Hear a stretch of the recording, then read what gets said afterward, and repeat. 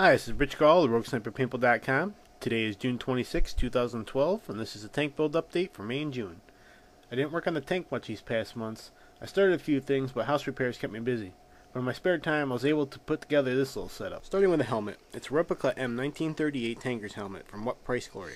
These helmets were designed by Rawlings and produced by them and similar companies. On the helmet is a pair of M1944 goggles. These were made late in 1944 and saw little to no use in the Eastern Theater of Operation. They belonged to and were given to me by one of the members of our fire station. Turns out he was a Sherman Tank trainer in the Korean War. While the goggles aren't accurate for the time period I portray, they hold more of a personal aspect, and I'm proud to use them.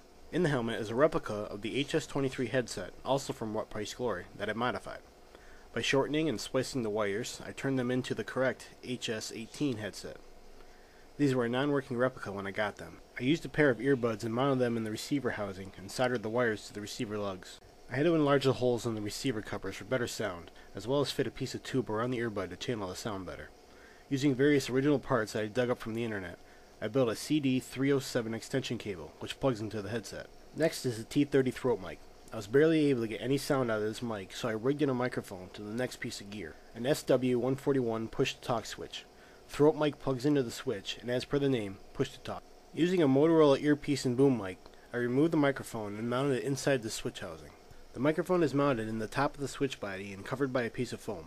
Being that the switch hangs around the neck from a leather lanyard, which I somehow managed to dig up online, it's an ideal spot for the mic.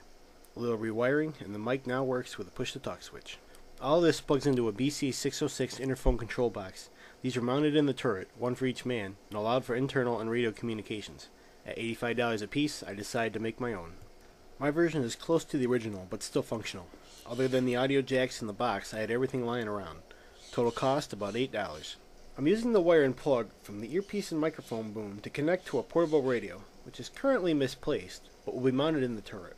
Hopefully I can get the house repairs done soon and get back to the build. I also still need to get ready for the Invasion of Normandy game at Skirmish USA next month. Next update should be on my birthday, at the end of August. I'll see you then.